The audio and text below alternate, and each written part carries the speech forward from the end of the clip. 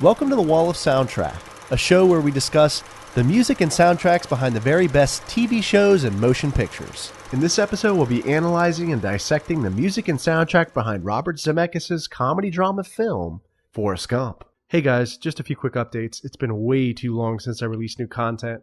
My apologies, I just moved into a new house, got married, and I'm trying to stay sane during this crazy pandemic. I should be releasing more content soon, so be on the lookout for that. I also have new Road Tunes Reviews merchandise, so if you're looking for a t-shirt or face covers, I'll post a link to the store on this episode. So stay safe, stay healthy, and on to the episode we go. Forrest Gump is a comedy drama film that was released in 1994. The film was directed by Robert Zemeckis, and the script was written by Eric Roth. In addition to Eric Roth's screenplay, the film is also based off of the original 1986 novel by Winston Groom. Forrest Gump is a slow but hardworking man from Alabama who encounters a series of ups and downs throughout his life. In addition to the challenges that he faces, his life is chronicled throughout major U.S. historical events during the 20th century. Forrest Gump would go on to be a massive hit and was the second highest grossing film in 1994. The movie would also go on to win 6 Academy Awards for Best Picture, Best Director, Best Actor, Best Adapted Screenplay, Best Visual Effects, and Best Film Editing. The movie also had a great cast of actors and actresses, including the following: Tom Hanks as Forrest Gump, Robin Wright as Jenny Curran, Sally Field as Mrs. Gump, Gary Sinise as Lieutenant Dan Taylor, Mykelti Williamson as Benjamin Buford Bubba Blue, Michael Connor Humphreys as young Forrest Gump, Hannah R. Hall as young Jenny Curran, and Haley Joe Osment as Forrest Gump Jr. My returning guest for this discussion is Cy Shackelford. Cy is a writer for the entertainment commentary and review website Action A Go-Go. You can follow his articles on the website www.actionagogo.com, and you can also follow him on Twitter. His Twitter handle is @Shack_House83. We also had a new guest on the podcast, Derek Scarzella. Not only is Derek an accomplished author, but he's also the founder of Action A Go-Go. So you can follow his articles on the website, and you can also follow him on Twitter. His Twitter handle is @ActionAGoGo. I had a blast talking about this soundtrack with Derek and Cy. We really had a good time, and I hope you enjoyed as well. Here's my discussion with Derek and Cy on the music and soundtrack behind Robert Zemeckis' comedy drama film, Forrest Gump.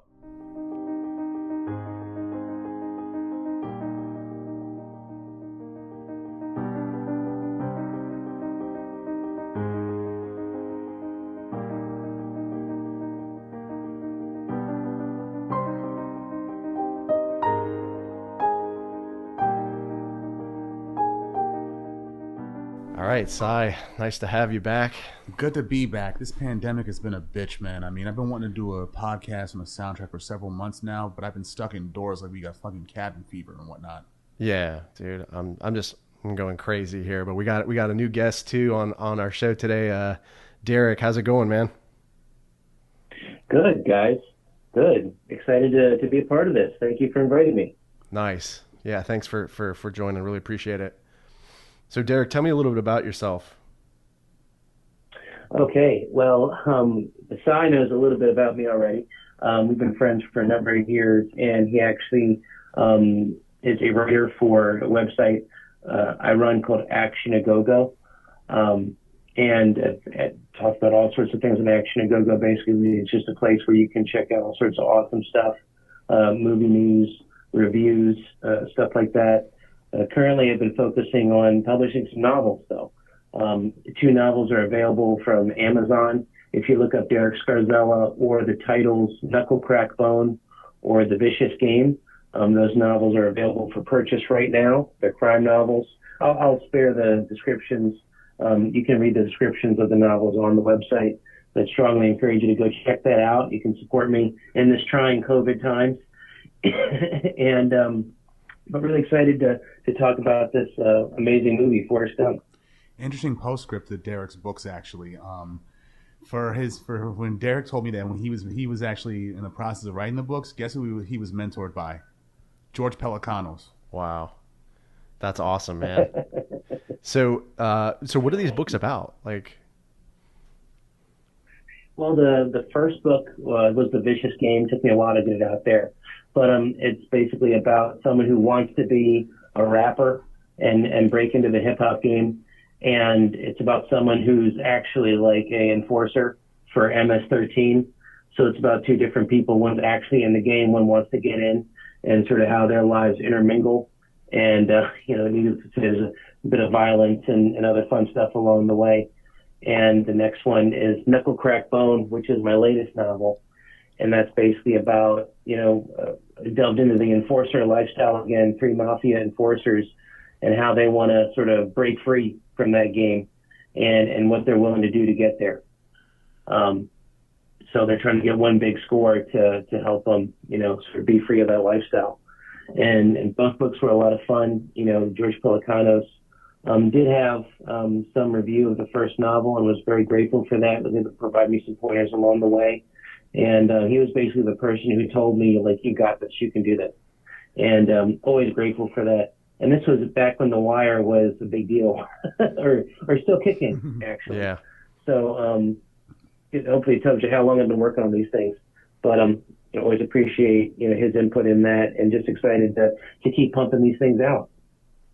Yeah, man. It sounds like these could be made into movies, I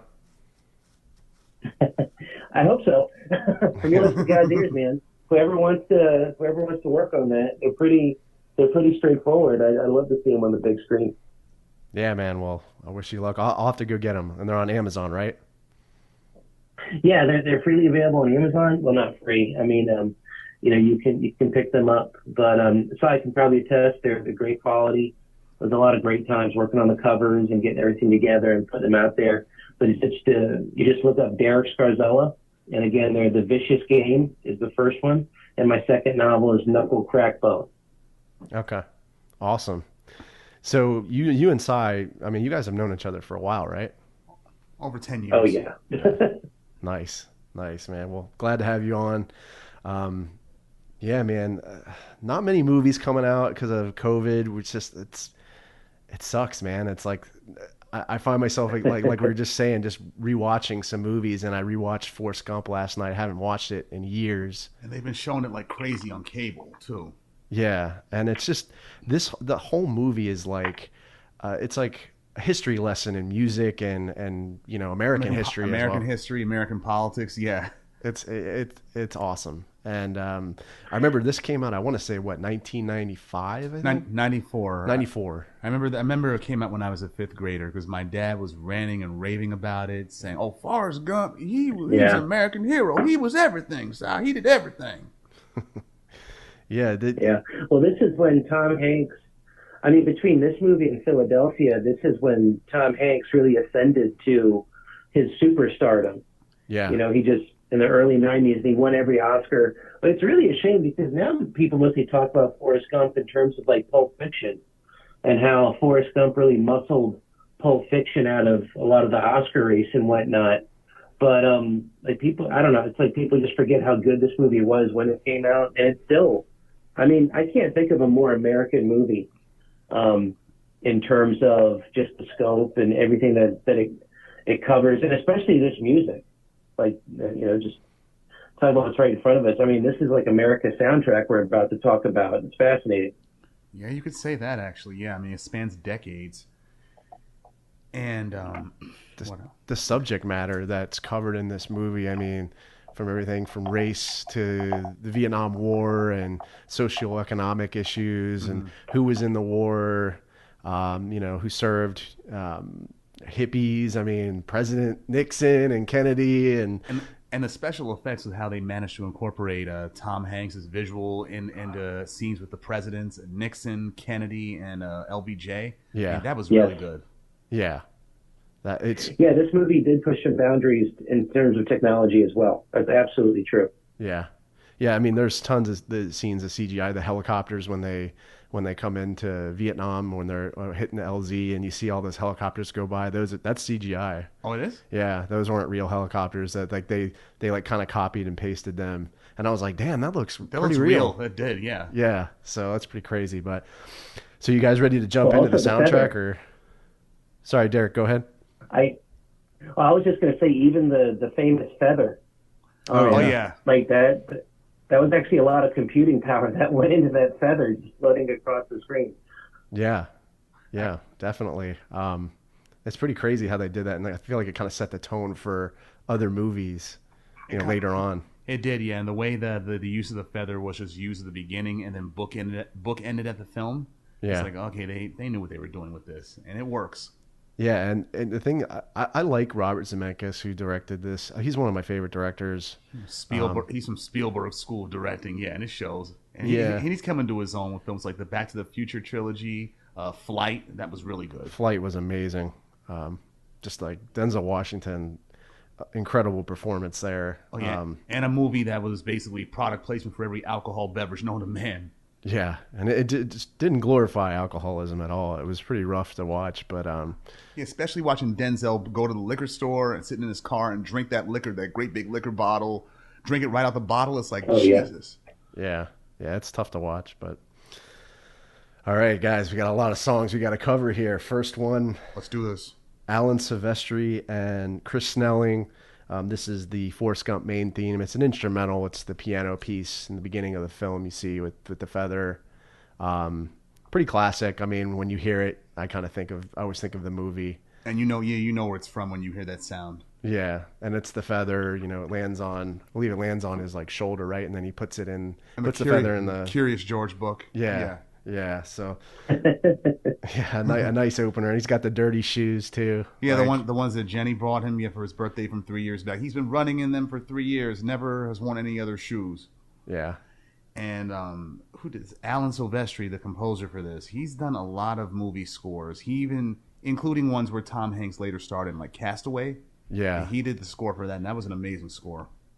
Yeah, that's another movie that had a lot of special effects too, with the plane crash and I think you see a lot of that in Robert Zemeckis' films, because I think he partnered with DreamWorks, and I think they're a special effects house, right?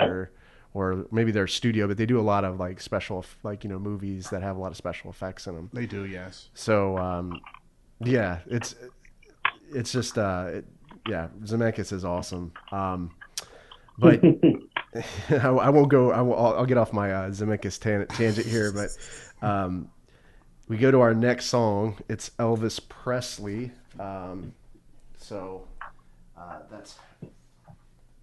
That's Hound Dog, and this you see it. Elvis is staying at the house, right? Yeah, at the Mama Gump's house, because she rents out all of her rooms sometimes, and that's how she makes her money. Yeah. And so Forrest has got the braces on. Yeah. And he's dancing while Elvis is playing the guitar. He had him a guitar. Yeah. I was moving my hips.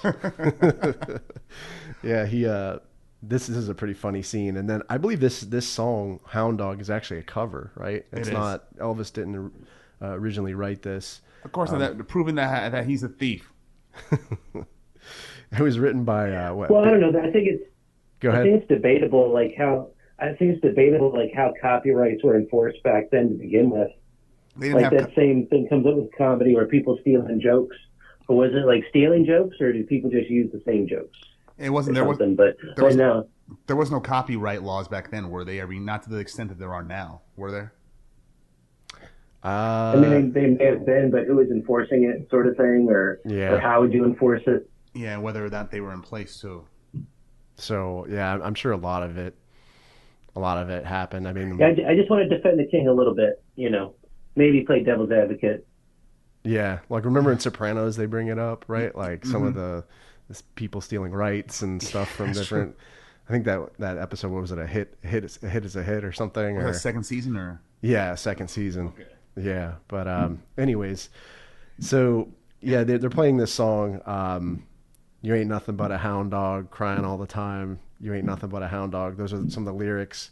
And this wasn't this Elvis's first real hit? I think so, yeah, because what's it called? It was first big televised hit too. Yeah. So let me ask you, this scene, did it take place before or after what's it called? Mrs. Gump persuades the principal to let her son attend school? I think it may be after. But that is a pretty funny scene. The whole scene is funny. Yeah. And Lori Loughlin should have took notes off that. Sally Field Sally Field was incredible in this movie. Like, Was she Oh not? my gosh, yeah, she was fantastic. And she's only 10 years older than Tom Hanks in real life and just plays his mother in this film. yeah, That's a great point. That is a great point. but yeah, this I like how they turn like Forrest's like dancing into like how Elvis kind of steals it. Yeah, uh-huh.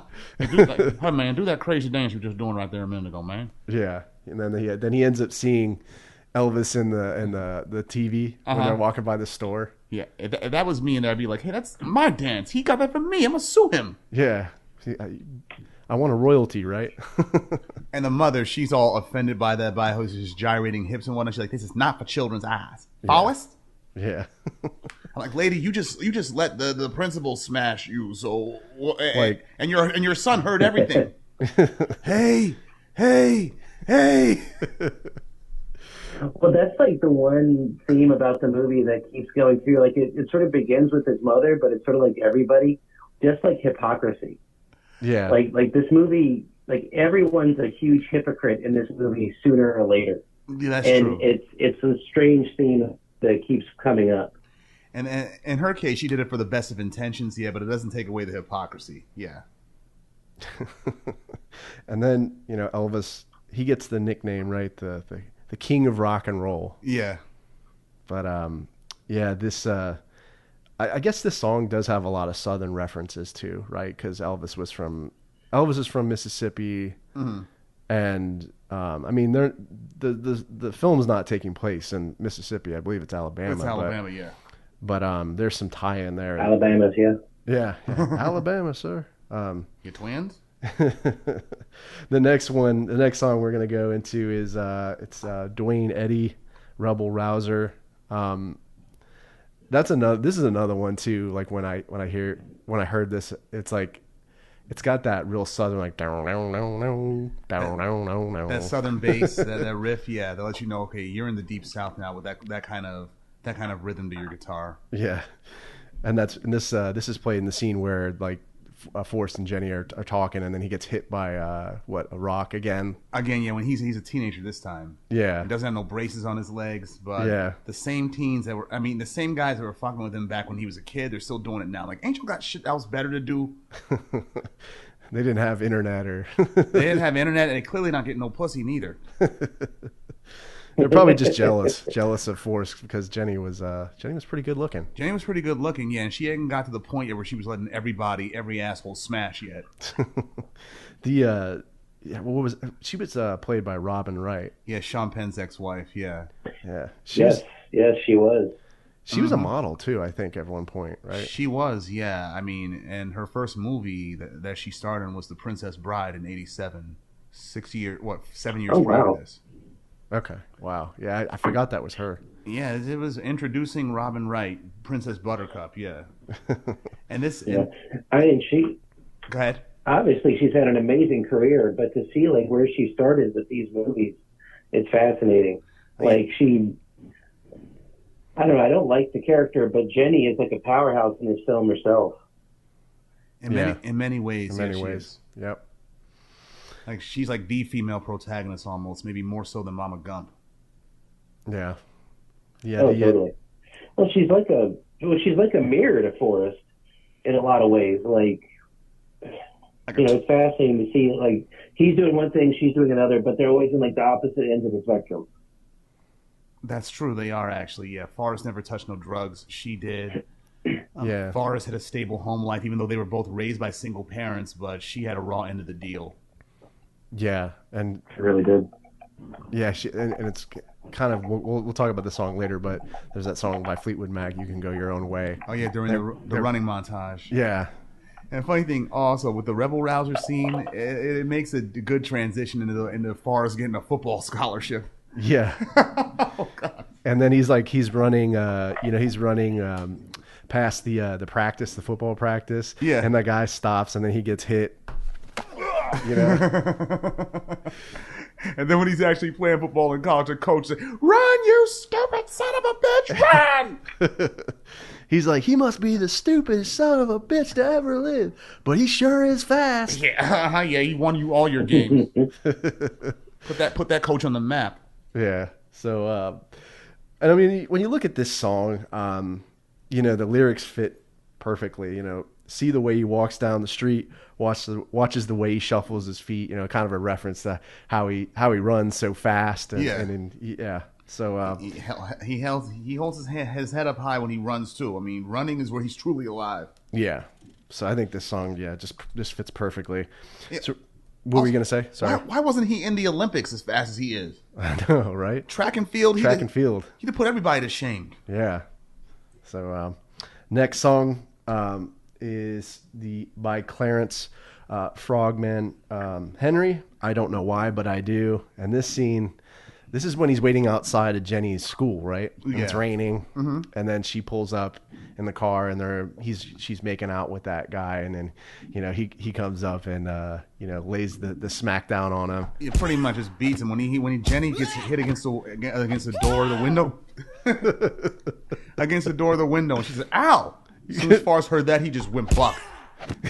As soon as if he gets the impression of anybody even harming Jenny, that drives him crazy, and that makes him go nuts. Yeah, he just beats up everybody. I mean, everybody that lays a finger on her. I mean, and that guy right there, he wasn't. I don't even think he was abusive. It's just like they're in such a cramped space, so yeah, she's gonna go against something and get like slightly hurt or whatever. Yeah, and then he does it again in the strip club, late, and then I guess he messes up the Black Panther party. I'm sorry, I messed up your Black Panther party. Yeah, he does leave a path. He does leave a path of destruction behind him. Yeah, he does actually. Yeah, he definitely makes his presence known. So Watergate, that was his fault. Yeah. He's like, yeah, I have a great hotel you need to stay at. Excuse me, there's some lights. They're keeping me awake. That's funny. So, I don't know much about Clarence Henry.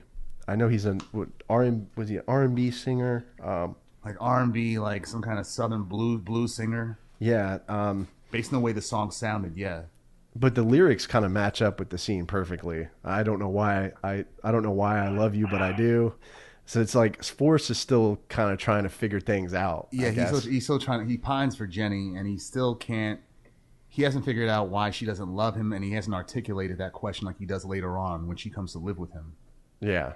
But Jenny, he doesn't understand that she's messed up. She really is. She's a mess. And even during their childhood, when he said her father was very loving, touching, kissing her and her sisters, I'm like, that's not all he's doing, dude. Yeah, he was definitely kind of alluding to the abuse, I guess, or maybe he didn't even know. He didn't even know. I mean, like Jenny said, he doesn't know no better. Yeah, and then the next song by the Rooftop Singers.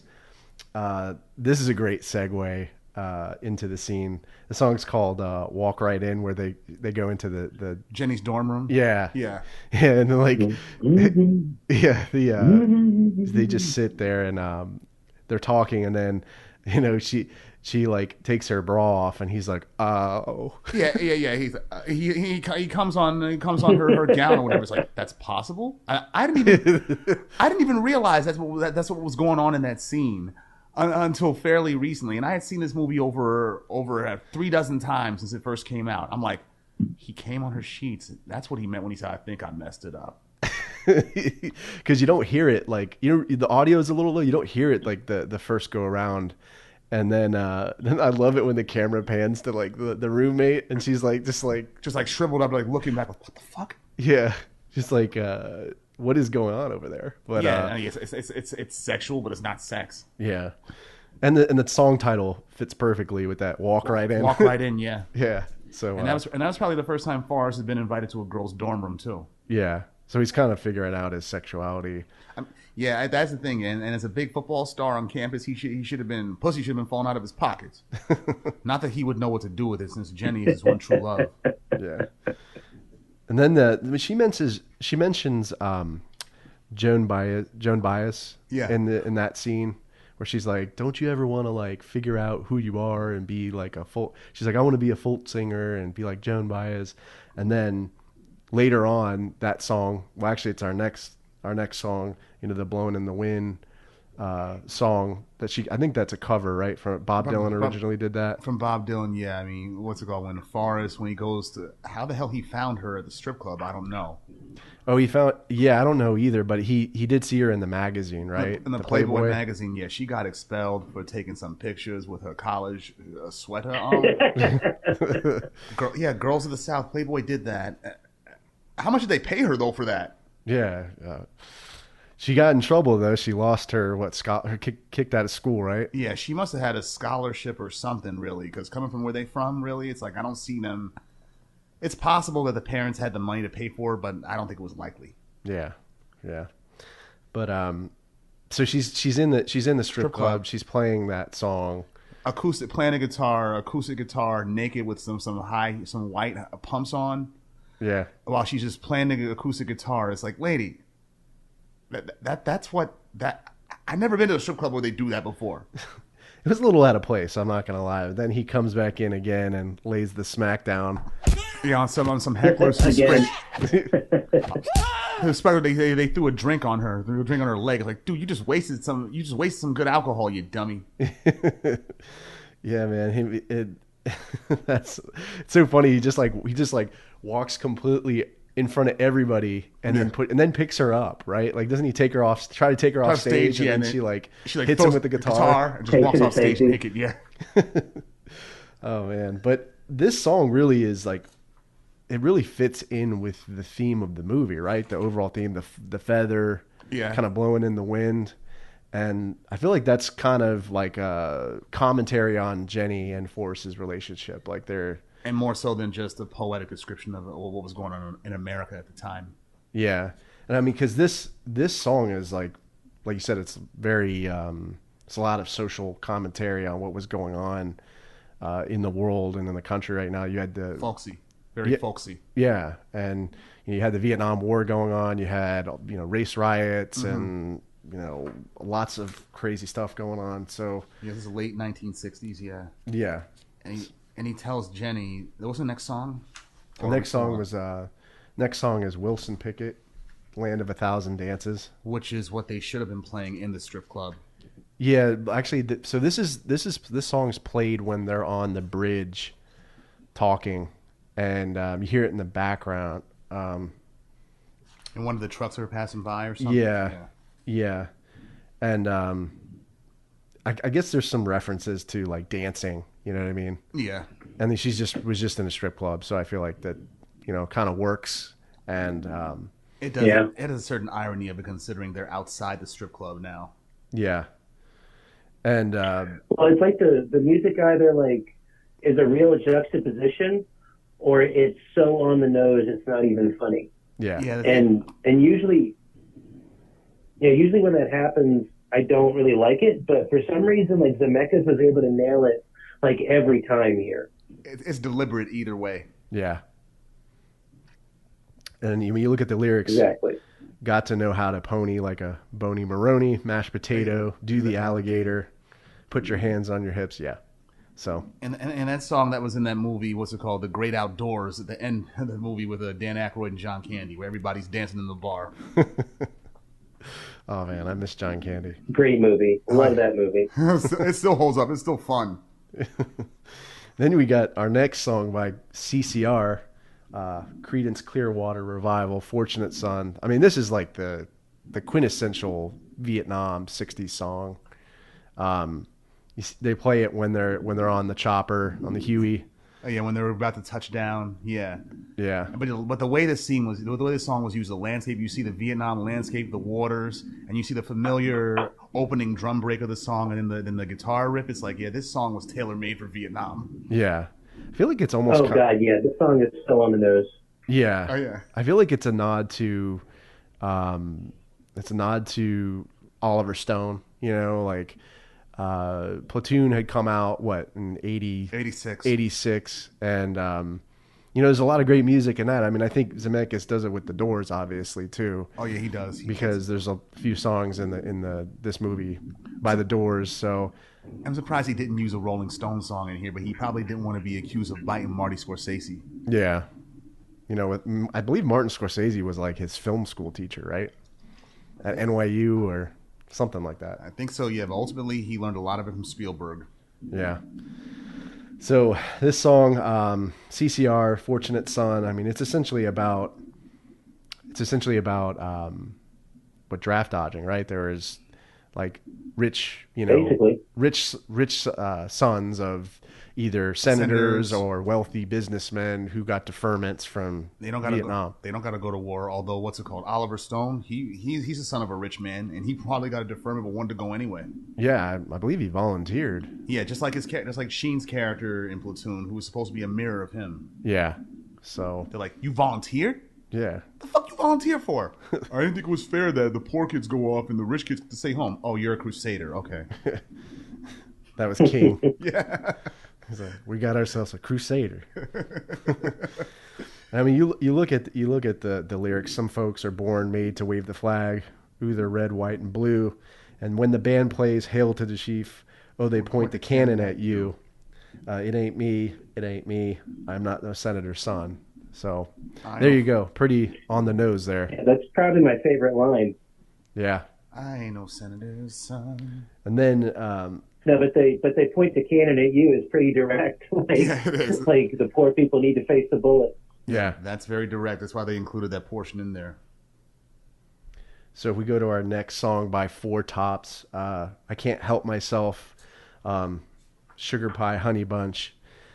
I like this song because it's like a really good transition from the CCR song, and then like they see all the grilling and people kind of like I don't want to say partying, but they're like having barbecues and drinking beer and soda, and it's like you see this like alternate kind of image of Vietnam. You're like, wait, they don't know what's in for them, right? Like this is going to be a surprise. Like it's not a barbecue on the beach, right? This is war. It's war, yeah. What's it called? Except for all the Walter and the shrimp, it was different. Yeah.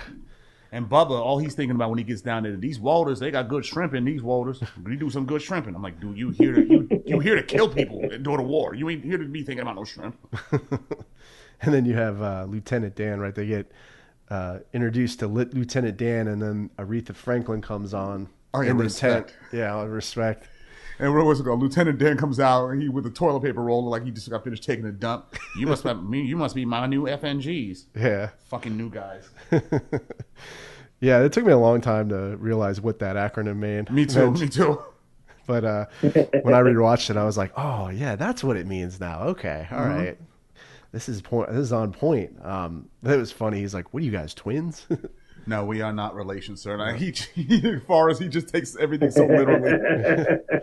He's like, "So you guys are from Arkansas, huh?" And they look at each other like, "Arkansas? We didn't say that." Yeah, he's like, "Little Rock's a fine town." I've been through there a few times myself. He's like, he gives him the advice too. It's funny. He's like, "There'll be one thing that will save you." He's like, "Socks, OD green." OD green. Make sure you change your socks every time we're out in the run. A meat grunt will bite grunt's feet right off his legs. Sergeant Sam's. God damn it! Where's that sling rope I requisitioned? And then Forrest was like, one of his family members died in every single war. Yeah, American War, Civil War, Korean, World War I, World War II. It's like, damn, he has a lot to live up to. Yeah, but then I think the respect song just works. It works so well, like with Lieutenant Dan being an officer. Yes. And considering his and Forrest's relationship later on, yeah, it's like it's mutual respect when they're out of war and they made money with the Bubba Gump Shrimp Company. But Forrest, he still kind of defers Lieutenant Dan and calls him exactly that, Lieutenant Dan. Yeah, yeah. And then this one I think was I didn't know Respect was actually written by Otis Redding. That's pretty crazy. Yeah, that threw me for a loop too. Yeah, I thought Aretha Franklin wrote it, but me too. Interesting. But it still came out wonderful. Yeah, it's a definitely. Oh, absolutely. I mean, but it's like when you find out Prince wrote Just Another Manic Monday or something. By the Bangles? Like you forget a lot. Wow. Pretty sure. He wrote. Wow. I mean, Prince does. Yeah, feel free to fact check me on that. I mean, Prince does get some songwriting credits. Yeah. Yeah. Not exactly, but it's just you find this stuff out and you're like, damn, those guys are just talented musicians all around. It's not just one thing they can do. Right, yeah. But it's got to be the coup of the century for Aretha Franklin to get that song, because how do you not hear that song and not immediately think of her singing it? Right, but exactly. But then it turns out Otis Redding wrote it. Like, that's just fascinating. Exactly, yeah. You hear Respect. I don't care who's covering it. Aretha Franklin is the first person I think of. Yeah. Yeah, and then we have the Beach Boys here. That's the next song, Sloop John B. It's kind of, you didn't really I didn't hear this like initially when I watched the movie the first time. You kind of hear it in the background, but still, I think again, very fitting because like it's like they kind of feel like they're on a beach, right? Like, it looks like there's a beach party, yeah. Even though they're on a military base near water, and any time they could be hit by the Viet Cong. Yeah, but it's like exactly. And this song also threw me for a little bit of loop, because this is actually one of my favorite Beach Boys songs. Oh, yeah? But you figured this movie would have, like, one of the more quintessential, I don't know, Little Deuce Coupe or something like that. Like, something a bit more, like, classic surfer Americana. But this song's, like, a little odd duck from them, because it's not a happy song at all. If you actually listen to the lyrics, it's about, like, kids being tortured by their parents in some way, you know? It's pretty so dark. I just thought it was so fascinating that this is what they chose. It's pretty dark, yeah. And I think it fits into, like you were saying, Derek, the juxtaposition, right? Like, it looks like everything looks like a party, but in reality, the Vietnam War, it wasn't a party at all. I mean, a lot of death and destruction. But then exactly. Again, just transitioned so perfectly into the next scene where you have them walking through the rice paddies. And then you have Jimi Hendrix, all along the watchtower. Oh yes, that's a great one to use for Vietnam. And the one movie where I thought that it was beautifully used, Watchmen. Yeah. Well, I think you're legally required to use this song if you're doing anything about Vietnam. I think it's in the bylaws or something. Really? It's got to be.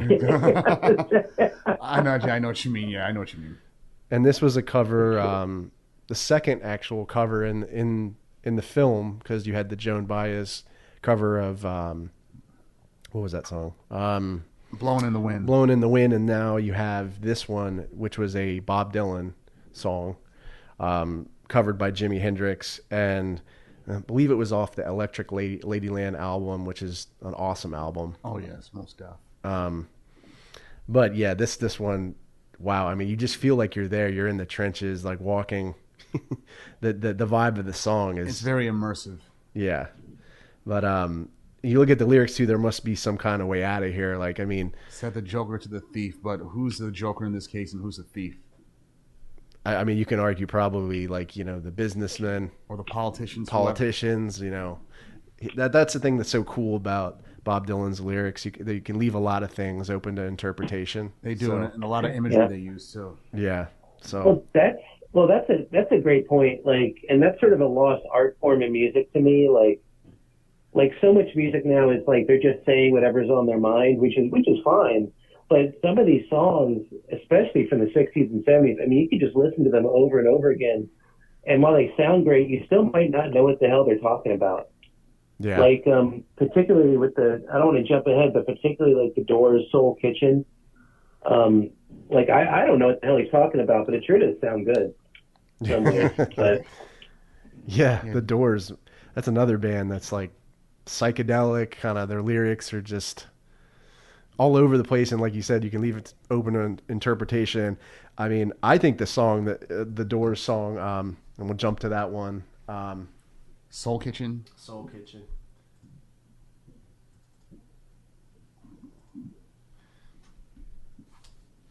All right, my computer's acting funky here, but yeah, Soul Kitchen. I mean, that one is. I feel like it's about kind of Forrest's like kind of soul getting eaten up by the war, like just kind of how if that makes any sense. And plus, I noticed that you also wrote right here that it's playing in a scene where Forrest. He's ordered by Lieutenant Dan to clear a tunnel, and it's like, okay, that's a nod. That may be a nod to Platoon when Elias went into the tunnel to clear something out with a handgun too, no less. Yeah. Yeah, well, that's what you had to do. You had to crawl through there with a flashlight and a .45. and that was all you had. Like, talk about a terrible job. Yeah. I mean, Yeah. Especially if you didn't know where that tunnel would end. Yeah. And this song would be great for like total confusion. Yeah, and you see Yes, it. it would. You see it like, in Platoon, like we were just talking about, like he's like when Elias goes into the tunnels with the pistol, and you see. I feel like it's another nod again to Oliver Stone, because you see that in Platoon, and then of course he did the Doors movie. So Oh yes, he did. Yeah. yeah, And he had a Doors song used in Platoon too. What's it called? The Riders of the Storm. yeah. So a lot of good Doors stuff in this movie. So we go to the next one here. It's Mamas and the Papas, California Dreaming. This what a song. this one's an epic song. Used in the 60s. I feel like I always think of hippies when I hear this song.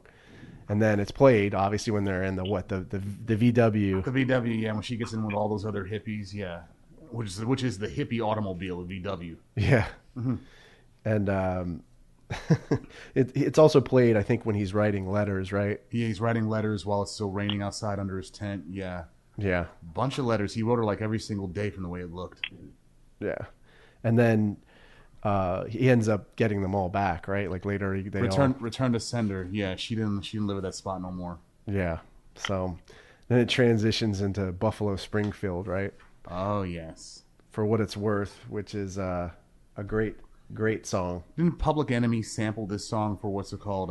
For the song "He Got Game" on the soundtrack of the movie of the same name, and they actually had the lead singer from Buffalo Springfield sing his part on that song too. Did you know that Neil Young is actually part of Buffalo Springfield too? No, I didn't know that. Yeah, it's pretty crazy. Really? Yeah. Oh wow. Yeah. Little trivia there for you guys. And he gets a slight inclusion here eventually too, as we'll see. Yeah. So, and I think it's so cool because it works with the vibe. They're just walking in the rain. Yeah. And then the rain stops. Suddenly stops. Yeah. Yeah. And the song just. And this song. Sorry, go ahead. Yeah. I was just gonna say, and this song's so haunting too. Like it's a war song, but it's not it's not necessarily angry. It's like so pensive, and it really fits like the scene, like you're saying, like they're just walking around. They're literally saying there's something happening here, and nobody knows what's going to happen. But it's such a unique, like haunting piece of music. Yeah, absolutely. Especially considering what does go down once the sun finally comes up. Yeah, they get ambushed. Yeah. It's time we stop, children. What's that sound? Everybody look what's going down. An ambush. Yeah, it's pretty crazy.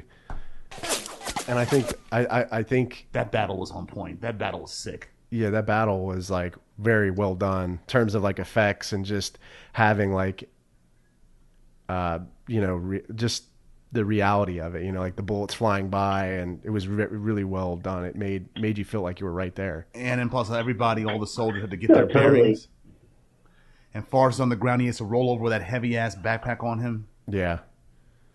Yep. Were you going to say something, Derek? And this is, yeah. Well, out of a movie that has gut-wrenching scenes, the war part of the film, obviously leads to one of the worst parts of it for me, at least when I was a kid. Like, a lot of the Jenny stuff got lost in subtext when I was a kid, when I watched this. But when he loses Bubba, it's like such a slap in the face. Yeah. It's a gut-wrenching scene. I don't know the whole thing is when he runs past Bubba after the Lieutenant Dan told him to pull back, and he realizes he ran so far past everybody, he doesn't know where they're at now. Yeah. And it fits into, he does exactly what Jenny told him to do. Yeah. And you see it also, you see it in Platoon as well. Like, remember when King, he talks to Taylor and he says, there ain't no don't be no hero out here. Yeah, there's no such thing as a coward out here. And unless you're Sergeant O'Neill. Yeah. But yeah, it's just such a gut-wrenching scene. He's just finding everybody one by one, and then of course the last person he finds is his best friend Bubba, who's dying, and he tried to pass off as a flesh wound, but it's like, Forrest, he ain't gonna buy that. You don't buy it either. And Lieutenant Dan, the scene before that when he had to get Lieutenant Dan, he trips over Dan, and you see Dan's legs are all bombed out. It's like, okay, he can't get up. Yeah. And it's crazy because he's like, just leave me here, you know. He wanted to die. Yeah, and then of course, like later on, you find out more about that. There's like so many good scenes that kind of almost make you teary eyed in this movie. Yeah, the testament to how my good the God, actors yeah. are. Yeah, and definitely the scene where he dies in Forrest's arms. You know, we were just talking about, and he's like kind of doing his monologue over it. You know, he's his voiceover. Where he's like, you know, Bubba was my best friend. And he's like, but that's not something you just find around the corner. Yeah. And that really hit hard. Like, Yeah. And that's all I have to say about that. yeah. So it was it's a pretty rough scene, but And how it Yeah, translates. especially when you consider like of all the people that Gump meets, like this is obviously his true soulmate. Like in some very weird ways. yeah. You know? His like, hetero life mate. The whole thing. Yeah, his hetero life mate. That's what I Basically. would say. Yeah, I mean they were going to go into Yeah, business together. Totally. Yeah. So, yeah. And that was his homie right there. And I like the transition it makes when when he goes to the hospital. The ice cream. They gave me all the ice cream I could eat. And I said they said I had one of the $1 million wounds, but I ain't see a penny of that money. Idiot. Oh man. And then in that, you know, in that scene, I mean, I believe it's where he's sleeping or something. And then Lieutenant Dan like grabs him off the bed. That's later. That's later, yeah. Yeah. That one was like the next scene I was going to say that was like really rough, you know. Don't want to jump ahead, but that one kind of was an eye opener for me as well. Actually, considering Lieutenant Dan, him and Forrest in the hospital, and he offers him ice cream. It's like, what's wrong with Dan? What's up with him? Oh, he don't got no legs. That's why. Okay. Yeah. So this next song we have by Jackie DeShannon. Yeah. What the world needs now is love. When is this played in the movie? I'm trying to remember. The scene where Forrest is right when they're watching what's it called, that NPR video or whatever. Yeah. And then one's like, Gump, how can you watch that stupid shit? Turn it off. He turns it off. You hear the music in the background. Okay, that's what it was. That guy, was that like Tex or something? I'm trying to remember the character because It wasn't Tex. It was the other dude that got burnt up with the glasses that he found. Yeah. Yeah, he was like Dallas or something, or he was from. Yeah, he's the guy who burnt. His arm was all burned, and then he eventually ends up losing his arm. But yeah, okay. And because I was like, I don't remember this song, but Yeah, right on the onset when he first learns how to play ping pong, and when the ping pong ball literally flies over his head. yeah, and that's when he kind of falls in love with ping pong, for lack of a better word, right? Yeah. What's it called? The soldier teaching, like, never take your eye off the ball.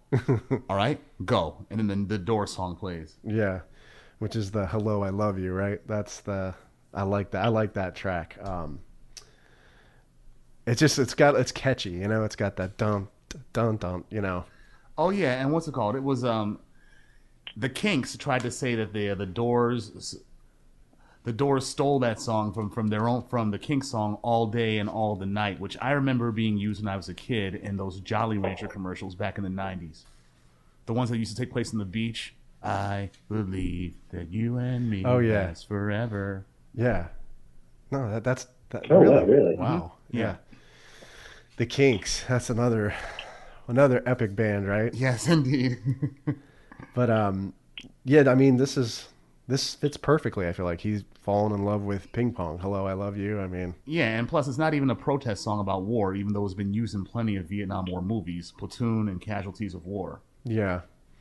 Then they they have another Doors song here, "Break On Through to the Other Side," which is probably one of my favorite Doors songs. Yeah, when Forrest is like monomaniacally playing ping pong, even by himself, and people are just behind him placing bets.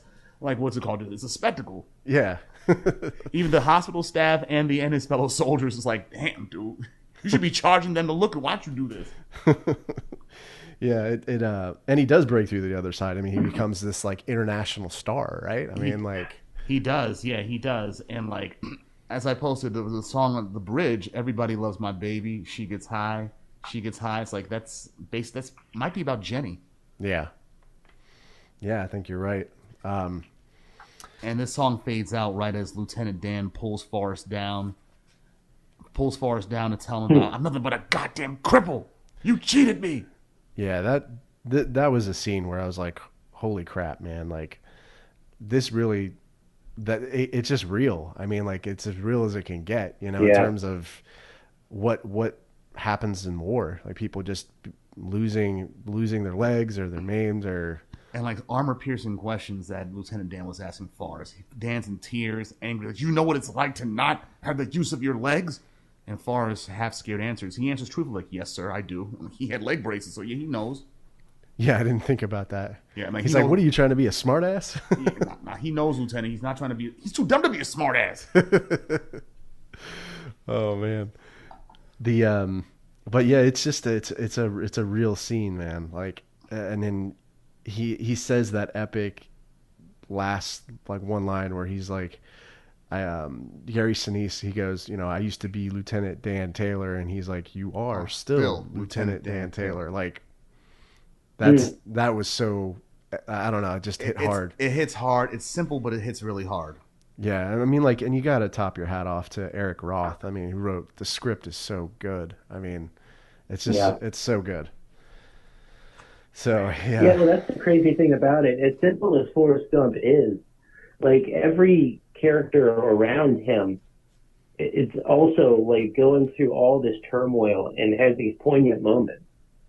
Like, it's shared, like, throughout the cast. It's really such a fascinating thing how the movie does that. Because sometimes movies are driven by, like, one central character. Like, you think about a Pacino film, like, what's the movie where he plays the blind man? Scent of a Woman. That movie's all about Pacino just pounding through that movie and doing all this wild stuff. Whereas here, like, a lot of what Tom Hanks does is actually really subtle, and everyone around him is just going through these cathartic moments. Yeah, it's like he's the only one that doesn't really have an existential crisis. Yeah. Exactly. He just powers through. But just real quick, I guess the middle of the movie is a great way to put it.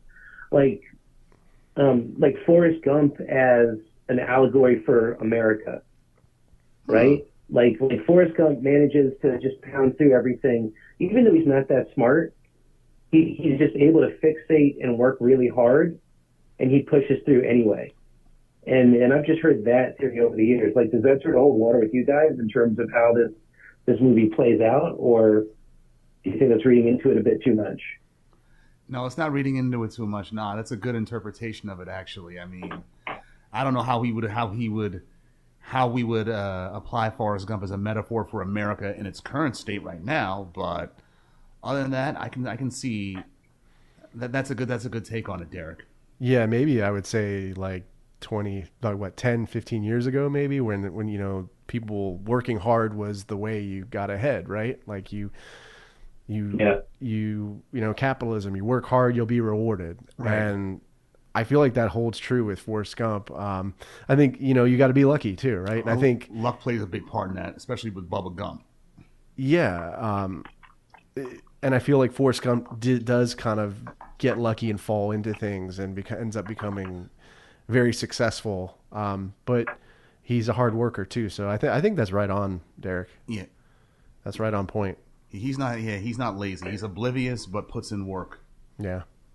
Yeah, and you keep seeing it throughout, like, going back to the war scene, like, what'd they tell him? Run. And all he did was run. And just because he did that really well, he ends up saving people. And same thing with the shrimp. Like, he just kept doing it, and then he got lucky, and that's some of business. He's just right place, right time. But it just keeps coming back, like. Yes, he does. He was successful in the military too. It's like, what's it called? He basically just simplified it with the drill sergeant and never had no problems. And what the drill sergeant say, if it wasn't such a waste of damn fine enlisted men, I recommend you for OCS. You are going to make general someday, Gump. Well, he made sergeant. So, yeah, and then we got our next song here, Simon and Garfunkel, Mrs. Robinson. I feel like I heard this song it was covered by a band in Wayne's World. In right? Wayne's World 2, the scene where he's yelling, Cassandra, Wayne! I think it's been covered a couple of times now. Yeah. A lot. Like I feel like some band when I was a teenager did it, or maybe it was Green Day or something like that. But no, I mean, again, like, the most American song you could ask for. Yeah. Oh yeah. Lyrically, it's an upbeat pop song about infidelity, specifically infidelity with an older woman.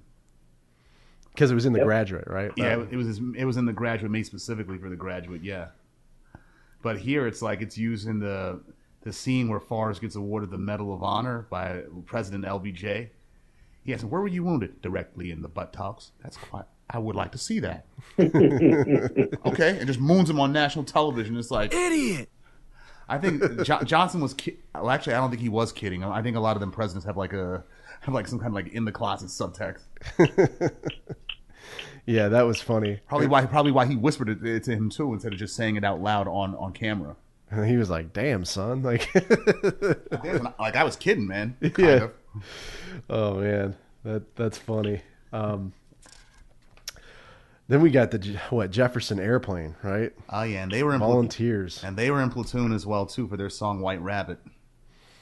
And this was played when it was the speech scene, right on the the Vietnam War protest scene, right on the reflecting pool. Yeah. Mm-hmm. And then this is the famous scene where like Jenny sees him, right, and like Forrest.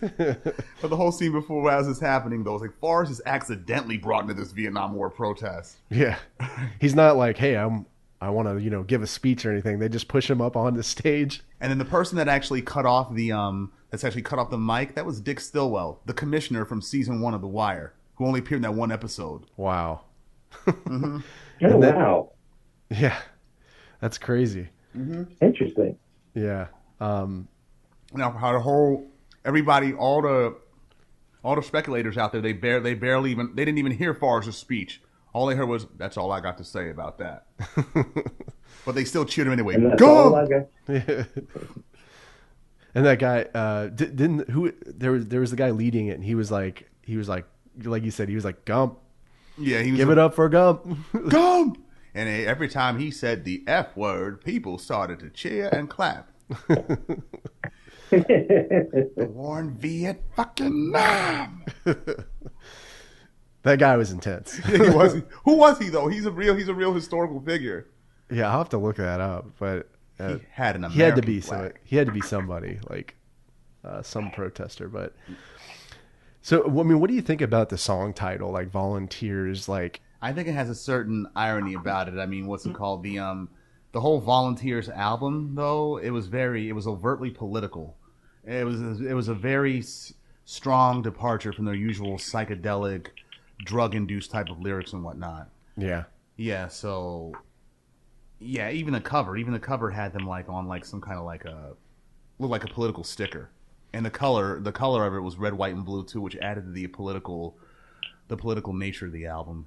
Yeah. Then you look at the lyrics. Got to revolution, who will take it from you? We will, and who are we? We are volunteers of America. And it's worth noting that album and that song had a lot of profanity in it. One of the first of its kind, and long before Tipper Gore formed had albums slapped with a parental advisory sticker. Yeah. Really? Uh-huh. That is interesting. Then we go to the next song here. We got Jimi Hendrix, "Hey Joe." It's funny how this song was used. The Black Panther Party. Well, wasn't there rumors, I think, at one point where I think Jimi Hendrix was being investigated by the FBI? Probably. Hoover, he investigated everybody. And that Black Panthers were, too. I know for sure were being investigated by Hoover and Nixon. And he should have been investigated. I mean, rumor was he liked to dress in drag. Yeah, he was a strange guy.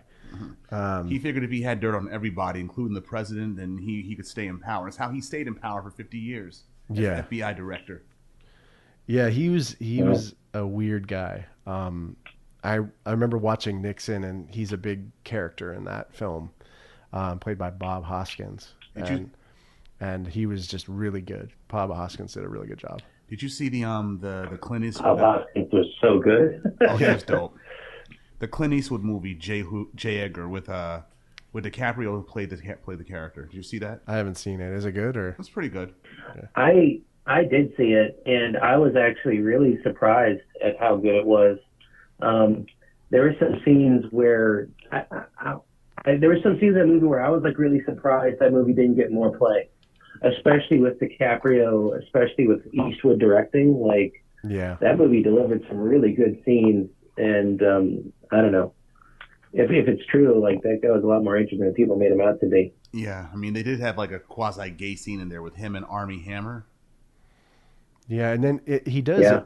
he does like in Nixon, I think he has, I'm not sure if it's his like lover or something, but it's a guy, I don't know if it's a guy he works with or whatever, but I mean, there's definitely hints to that, that could have been a thing.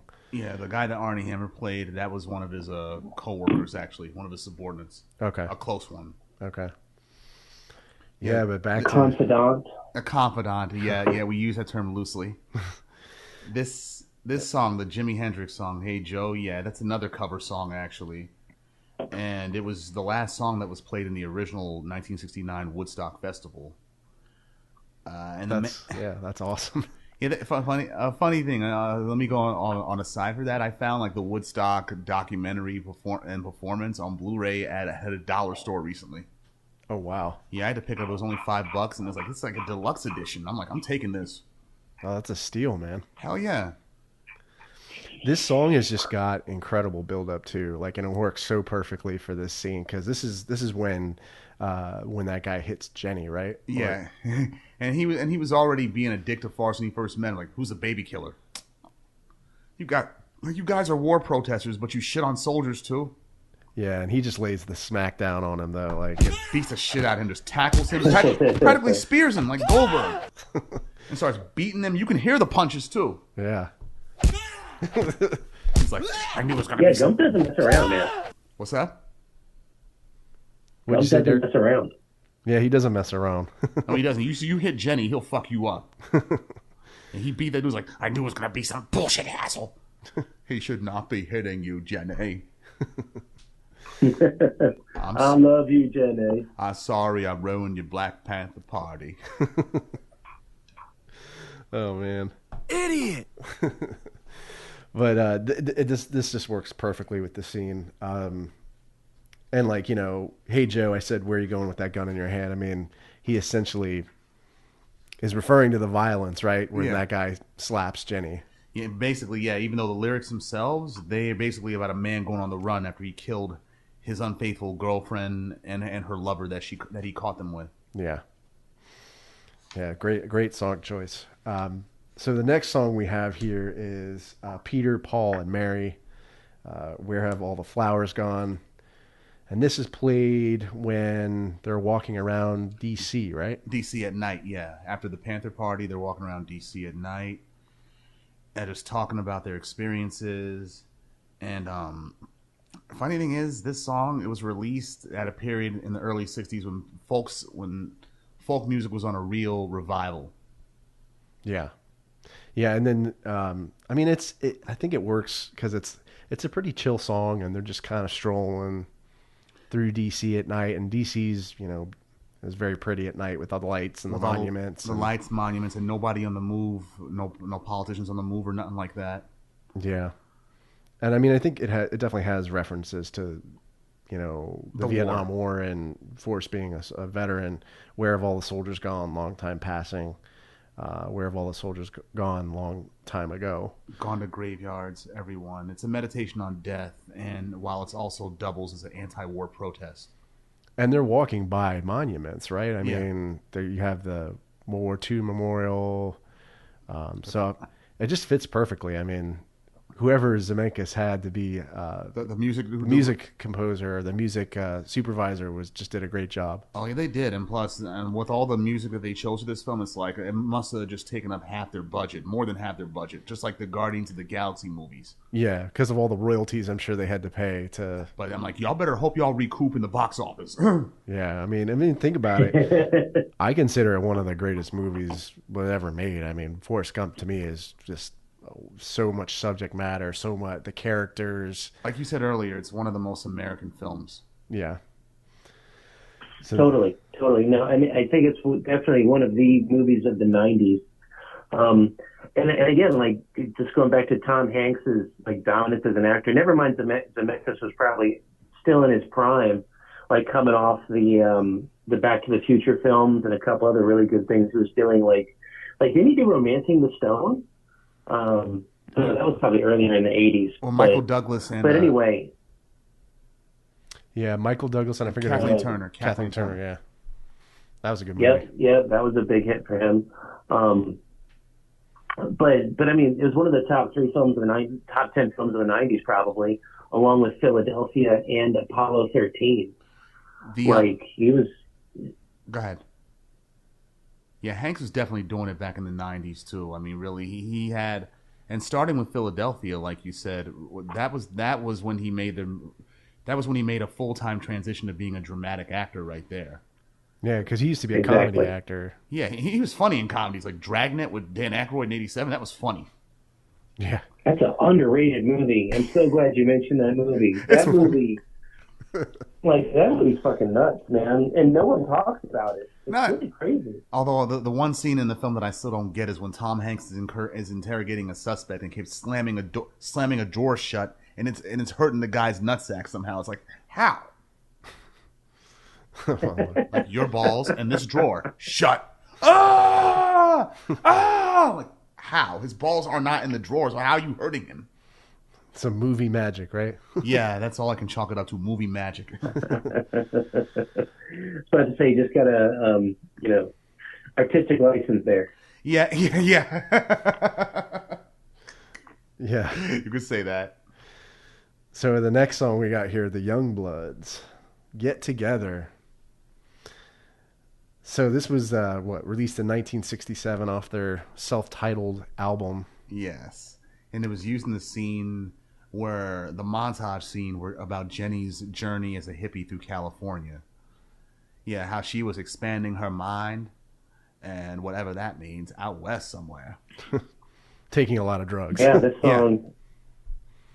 Yeah, but this song and San Francisco. These are just peak hippie movement. Like. That was like California's like the mecca for hippies right there. Yeah. Yeah, well, California is always going to be a place where, I don't know, this might be changing actually. But, definitely last century for sure, like California was just the place to do something different or be different. And, I don't know, these songs just sum that up perfectly. And for like this is literally, yeah, if you were trying to be a hippie, these songs are exactly what you were looking for. And for California's chill vibe that they reportedly still have today. I mean, everybody tells me, everybody from here who goes out to California is like, they tell me that, it's a different vibe out there. I mean, it's chill. They're different. People are just nicer. Girls are nicer. Nobody's on the move like they are here. I'm like, I want to experience that one day. You should. I went to California for 3 days as part of a business trip. Yeah. And I loved absolutely every minute of it.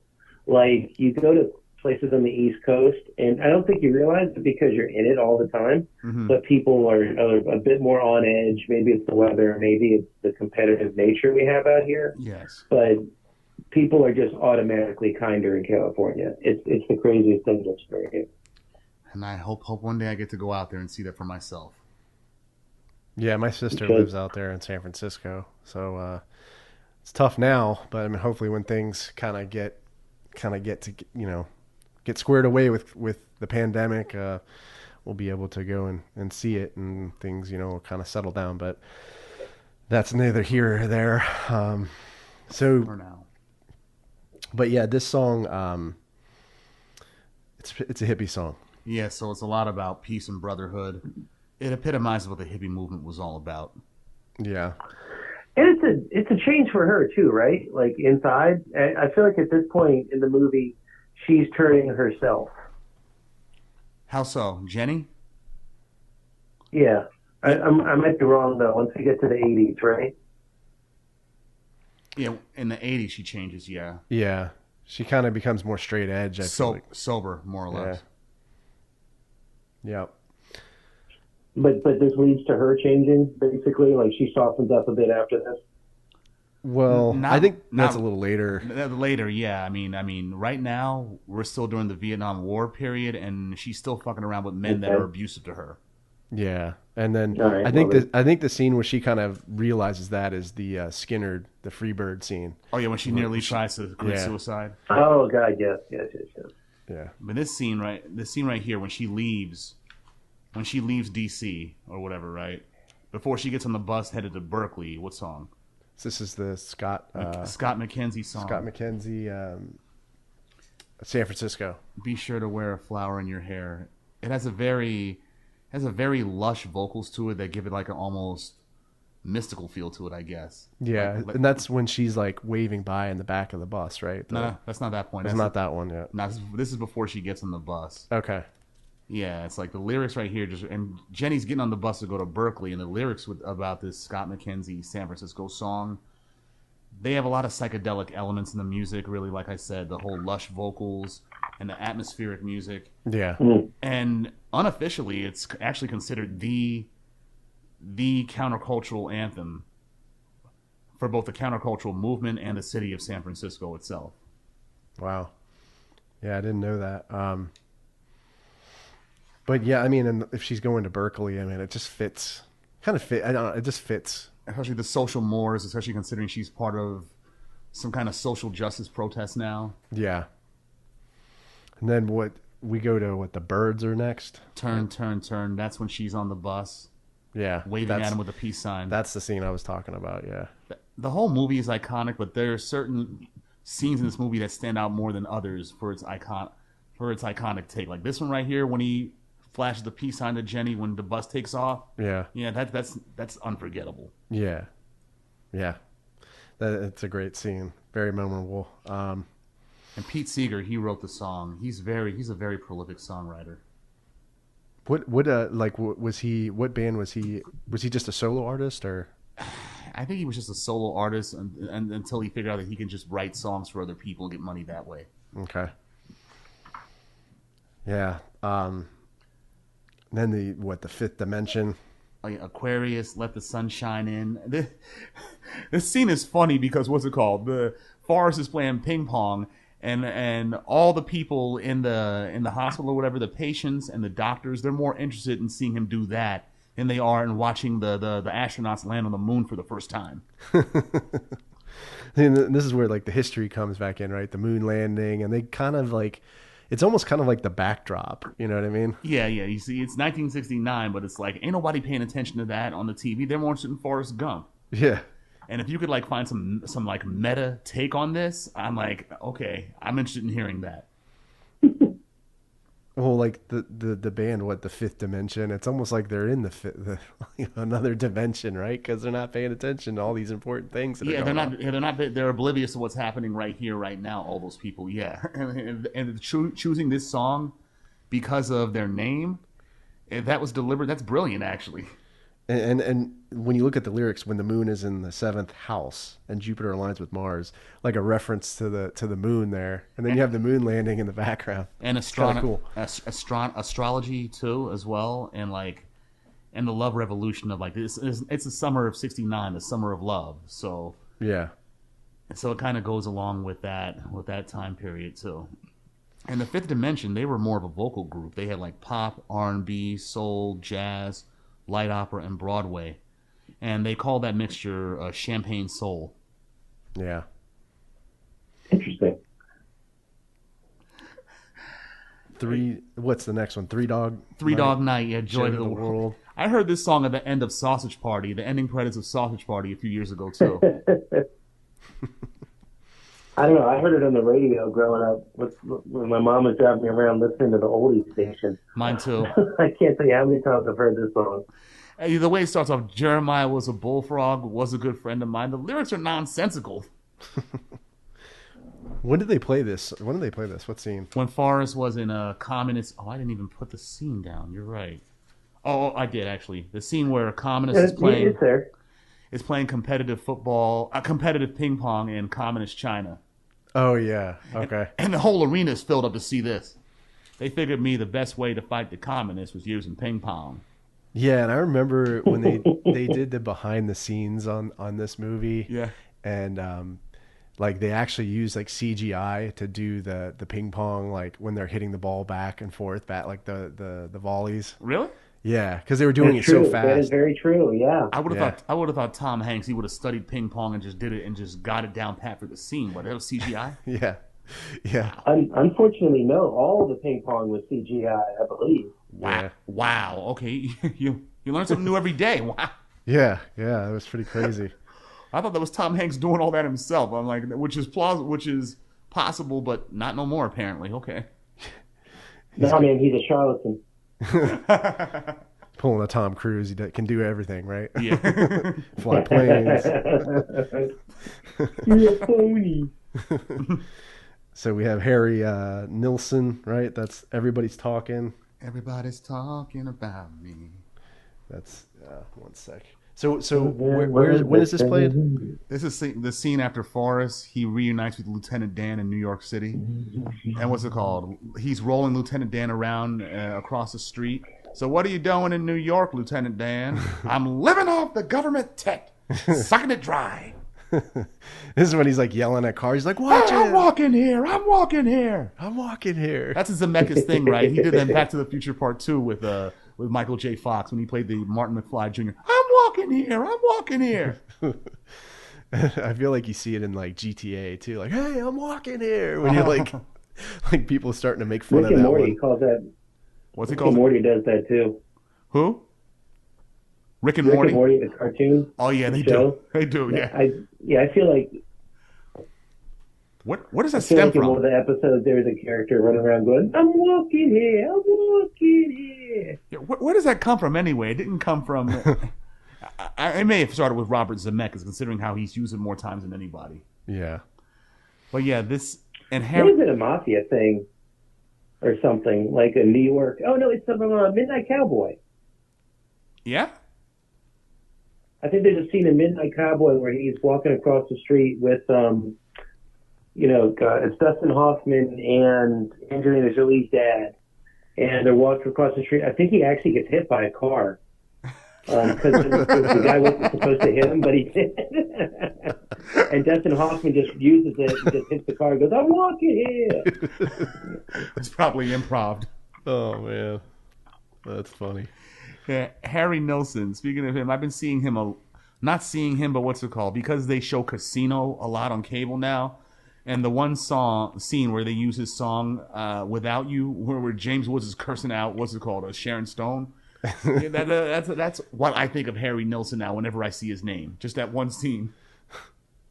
Dude, James Woods in that movie is just off the hook. Next time, do it yourself, you chicken shit Oh cocksucker. my God, yeah. Oh man. Or when he curses out the daughter. I don't want to go to Europe. I want to go to the circus and see we're not going to go see the fucking elephants. All right, we're going to Europe. Let the adults talk. He's like, "Shut your mouth." I'm going to respect your shit. Oh man. So the next one we have is the Supremes. Stone Love. Oh, we didn't even hold up. One more thing about the song, actually. I mean, given how the lyrics go, I mean, Nilsson is posing as an introvert, taking an introverted man's point of view, and he wants to retreat from society and go back to the ocean. I think that reflects Lieutenant Dan's misanthropic mind state at this point. Okay. Because he may not be going in an ocean, but he is going in a drink. Yeah. Yeah, as we see, right? Yeah. Then, Get us another bottle of Ripple. yeah. Then the Supremes, that's our next song, the Stone Love. That's off, their 1970 album. New Ways, but Love Stays. Yeah. They were a staple on the Motown records at the time, and they were one of their top all-female groups. And this song, it was controversial at first because people thought it was a coded drug song. Excuse me, because of the word stoned in there. Yeah. But what scene is it's used in the scene where Gump and Lieutenant Dan are at the bar on New Year's Eve talking about his plans for like getting into the shrimping business. Now hear this. He goes. Who gives a shit about shrimping boats? And then he ends up seeing him on the dock. Oh man, he's just like, it was waving. Yeah, it just leaps off the boat. Yeah, it's funny. That's my boat. But Yeah, so we go to our next, what's it? The Doors. The Doors, Love Her Madly. It's like the third or fourth song used by the Doors in this film. Yeah. Yeah, Zemeckis, he must love the Doors. Yeah. Yeah, he sounds like he's a huge Doors fan. But I don't know much about this song, Love Her Madly. I remember, I have the album actually, L.A. Woman. And it's a breakup song. But what's it called? Considering how Jenny is as a person, it won't be the last time that she gets out of an abusive relationship. Because she's packing her shit while the other dude is passed out on the bed.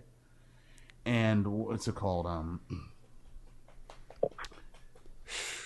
And it was the last album to have Jim Morrison, the last Doors album to have Jim Morrison as the lead singer because he died. Okay.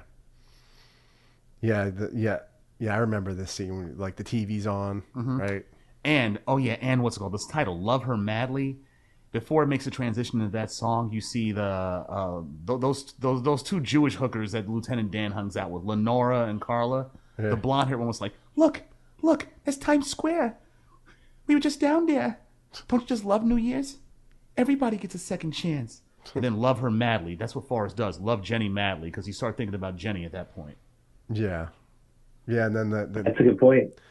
Then they go to what? Canned Heat next. That's. Oh yes. Although I want to talk about the scene where where New Year's, where the ball drops, and everybody's excited in the bar, and then Auld Lang Syne, everybody starts singing that. Yeah. And then Lieutenant Dan's just sitting there, just with a blank expression on his face. Happy New Year, Lieutenant Dan. I'm like, he can't stand up with y'all, and plus he got all that glitter in his drink, so of course he's pissed and despondent. Yeah, I mean, and Gary Sinise in that scene, I mean, the look on his face, it's so dead. Yes. Like, it's so crazy how good he pulls off that role. With no words even need to be used for that. It's like when the camera closes up to him, it's like, yeah, I feel what you're feeling, Lieutenant Dan. Every year we have a new year, the start of a new year. It's like a blank expression. Yeah.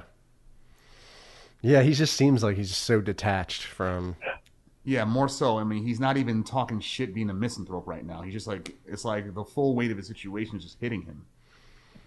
Yeah, and then they go to that scene, the song plays, the Canned Heat, Let's Work Together.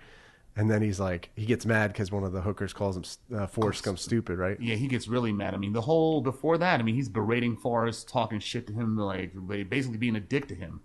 But it's like when one of them calls him stupid, that's his berserk button right there. He kicked him the fuck out. Yeah. It's like it almost felt like okay, so Dan, so they can't call Forrest stupid, but you can? Yeah, it was a little hypocritical, to say the least. But I think it was a little hypocritical, but I think it also just marked a turning point where, I don't know, up until that point, they're sort of leeching off each other because they sort of have to. Like, I mean, for Lieutenant Dan, like, Forrest is sort of all he has. Yeah. And, Forrest Gump's been going out of his way to take care of Lieutenant Dan, or however you want to put it, like, being there for him in an innocent way. But you finally see Lieutenant Dan like, actually go out of his way to protect Forrest. Yeah. So, I mean, it feels hypocritical, but I feel like it's actually like, wait a minute, like that's what you do with a friend. Like, you protect a friend from being, insulted or something. And that was more important than trying to get whatever he wanted from his hookers. Yeah, and you know what I mean? I understand, and you're right about that. Yeah, and I know I said earlier that moments ago that it felt like nobody can call Forrest stupid but me. But then the voiceover that Forrest provides in that same scene subverts that. He's like, I guess some things don't ever change. Lieutenant Dan didn't want to be called crippled, like I didn't want to be called stupid. Yeah, it's Yeah, it's a friend. It's a friend who's defending a friend. That's honorable. And maybe they became like stronger friends after that because of that, and which would lead to them becoming business partners, right? Because it did show that Lieutenant Dan does care about Forrest to a certain extent. Yeah, that's true. All right, so then we go to B.J. Thomas, Raindrops Keep Falling on My Head. And this is played... What scene is this in? This is when he meets... Nixon. And he stays at the Watergate. Yes. Where are you staying at? Where are you staying at, young man? Yeah. He said some motel. Oh, I know a very much nice place. It's just built. All my people take care of it for you. Yeah. And then of course, like he turns in the... the robber or guys who broke in, right? The guys who broke in. The plumbers. He can see them from his hotel room, like flashing the lights and whatnot. And it's like, and in the scene, before it leaves the hotel, you see like, where the hell's he at? Watergate. Oh. And then the scene turns, there by noon, I will resign by noon today. It's like Forrest Gump calls Watergate. Wow. That's another reason why I love this film. It's like the historical. How he's inserted into a lot of these historical events. Yeah.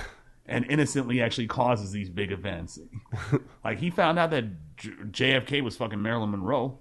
Yeah, in like the bathroom, right? The bathroom, yeah. The picture, yeah. Yeah. There's like these little details that you see when you don't realize it the first time you watch the movie, but Elvis, John Lennon gave him the idea for Imagine. Yeah. So yeah, this one. That's the crazy thing. The movie really does hold up to repeat viewings that way, because you do notice like just this stuff that you could easily gloss over after the first time you watch it. Oh yeah, most definitely do. Yeah. So and this song, so this is an R&B group, right? Or I'm just saying he's an R&B. He's an artist. He's a R&B country artist. He has he spans multiple genres: pop, country, and Christian. Okay. And the lyrics are about staying happy even when it's like raining outside, metaphorically or literally. And the way I see it, the raindrops keep falling on my head, but that doesn't mean my eyes will soon be turning red.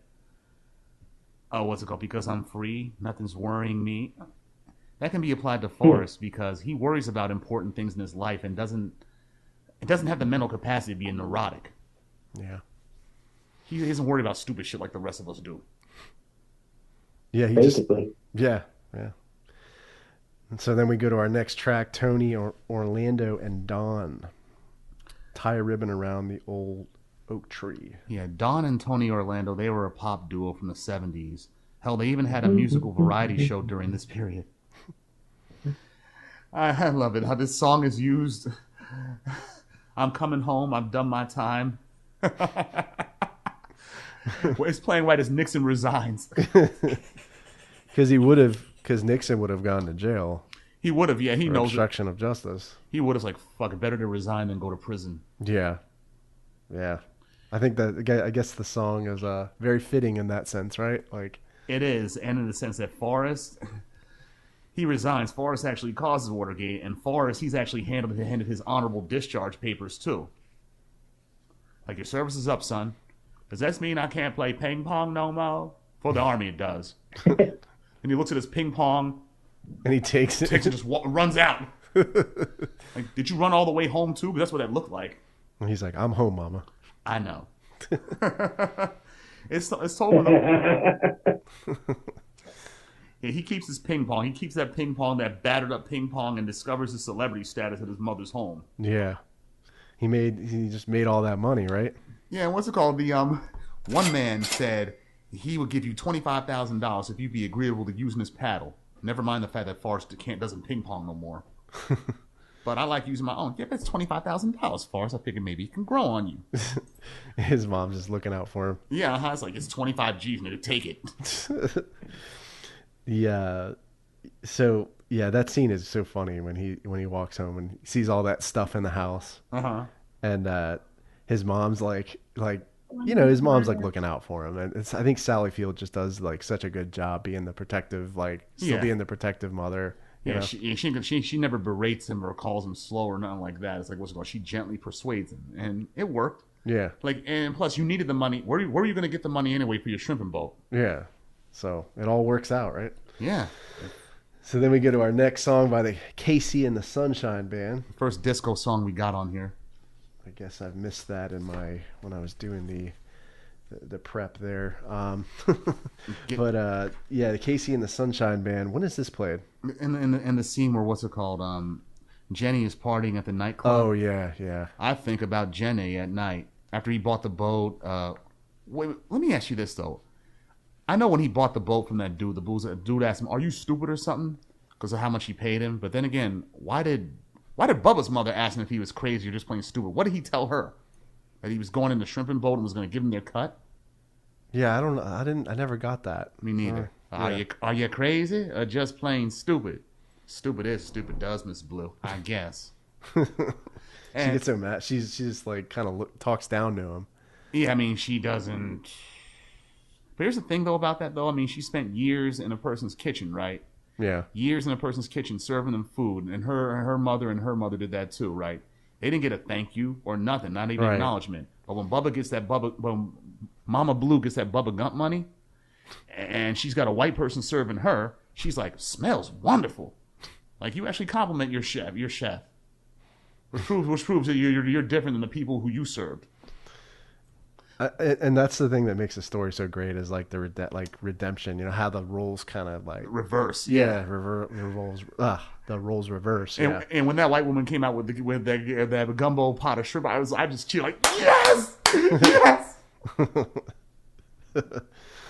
Oh man, but that song of Casey and the Sunshine Band, do a little dance. Make a little love. I mean, that's like the disco. That's the disco theme right there. Do a little dance, make a little love. And Jenny's doing coke, Jack and Coke at the table at the club. Hey, Derek, you still there? Yeah, I think he may have dropped.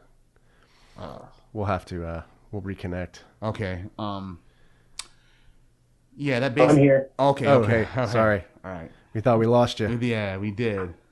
Sorry. Yeah, Casey and the Sunshine Band, they were a big disco staple. I mean, I didn't even know they were from Florida until I researched them for this podcast. And I've heard their music in Saturday Night Fever, the scene in Watchmen, where what the Boogeyman song, that song, when the comedian and the night owl are dispersing that mob. I love how that song was used in that scene. Yeah. Then we go to what? The Leonard Skinner, Freebird. Freebird. Oh, yeah. This is probably one of the best montages, like... The way it says, oh, the bird you cannot change. Yeah. And she gets up on the ledge. Oh, yeah. It's a 9-minute song, dude. Yeah. It's awesome. And it just captures that where she's about to jump off, but she slips, and like almost falls off. Catches herself. It's like, I don't want to do this. I don't want to kill myself. Yeah. It's like, but yeah, I mean, it's... Go ahead. I was just going to say, it's so powerful. So powerful. Like, she's gone through so much, and this is the turning point for her where she finally, makes a good decision. Oh, yes, indeed. Yes, indeed. And the band, Leonard Skinner, they wanted, the way they wrote the song, they said it's about what it means to be free, that a bird can fly wherever he wants to go to. But Jenny, if she's the bird in question, then she's a broken bird then. Yeah. Because she's had abusive boyfriends, an abusive father, she's had drugs, alcohol. And right now, with her current abusive boyfriend, she wants to commit suicide, but she doesn't. I guess she still believes that things can be better than the rut that she's in, that she can change herself, despite what the song says. Yeah. Yeah, it's definitely I think it's one of the best used songs or like I said, montages in a movie. It's just the drum build up, when the song builds up to a climatic, and the emotional buildup of the lyrics too. Lord knows I can't change. Yeah, because she feels like she can't. I mean, she definitely feels like she can't, but luckily she does. Yeah, she does. Even albeit towards the end of her life, but still. Yeah. Yeah. Well, it's crazy because the song's almost pushing her over the edge. Yes. Yeah. The song itself. Yeah. That is a good point. Then we have Randy Newman next. Mr. President, have pity on the working man. This takes place after Lieutenant Dan comes down and reunites with Forrest. Yeah. That's whole scene. That's another iconic scene. Forrest on the boat and waving to Lieutenant Dan like that. He's smiling. He's like, hey! He leaps off. What you doing here? I thought I'd try out my sea legs. Well, Lieutenant Dan, you ain't got no legs. I know that, Gump. You wrote me a letter, you idiot. I love how he just he's like the hypocrisy, and he just talks down to Forrest Gump. He's like, you wrote me a letter, you idiot. Yeah, I told you I'd be your first mate. Well, here I am. Okay, but don't you be thinking I'm gonna be calling you sir. No, sir. Dan is still grumpy. He's still grumpy, but he seemed to have lightened up a bit with that Hawaiian shirt he got on. When he's telling him to go to fish over he's like, to the left. Gump, what are you doing? Left. Idiot. That's where we're gonna find those shrimp, my boy. And This song though, I like how it was using this scene. Yeah, and it was written by Randy Newman on his 1974 fourth album, Good Old Boys. Yeah. And Newman, he's actually a film composer too. He scored all the Toy Story installments. He did Parenthood. Really? Yeah. All the Toy Story movies. Parenthood, Awakenings, Meet the Parents, Meet the Fockers. Yeah, he did the scores for all those films. Wow. Yeah, that's impressive. I'd love to listen to those movies and see what his like auteur status when it comes to the soundtracks is. Like, do they sound like New Yorky, like all his other music? Mm-hmm. Like, I don't know, that delicate piano-y sort of feel. Yeah, that piano-y, that urban piano melancholic feel almost. Yeah, there you go. Yeah, and the lyrics in this song Still effervescent. Yes. Yeah, the lyrics in this song, they're a plea to President Nixon about the poverty in the country mid-recession, which is ironic considering Forrest and Lieutenant Dan, they're not having any luck in searching for shrimp. Yeah. So it just works perfectly. Yeah. It reflects the struggle of their fledgling company. And plus, when they don't find no shrimp, Lieutenant Dan was like, okay, I was wrong. Well, how are we going to find Dan? Why don't you just Pray for shrimp. And then you see him in the church. Yeah. Like he's the only white person in that choir, and he looks like so dead, so emotionless. He's just like, I mean, like he's trying to clap and everything. Like he's just like. Yeah. And Lieutenant Dan sometimes came there, but I think he left the praying up to me. It's so funny, like in different scenes in the movie, the one where he's going to be the tunnel rat, and they blow they use the charge to blow the hole open. Yeah. He's just staring there like out, he's just kind of staring out into space, and he's like, all right, Gump, here you go. And he does that Check out the tunnel. Yeah, he does that in a couple other scenes, like when he's like playing football and the guy gives him the ball on the kickoff return and he runs. Spaced out. Yeah, he's just spaced out. Until he gets an order. Yeah. And so he was doing that. I felt like he was kind of spaced out in the church too. He was just kind of like, even though he was clapping and singing, it's like he's kind of going through the motions. Are you there? Yeah. Yeah. And they had several other scenes after that where they have no luck until Hurricane Carmen happens. Yeah. And Lieutenant Dan's a madman. Like, it's you and me. Yeah. You'll never sink this boat. When he's railing against it. When he's railing against God. Oh yeah. I love that scene. Yeah, he goes crazy. And I remember being a little Catholic boy looking at that scene like, oh my God, you can do that? Like, come on, you son of a bitch!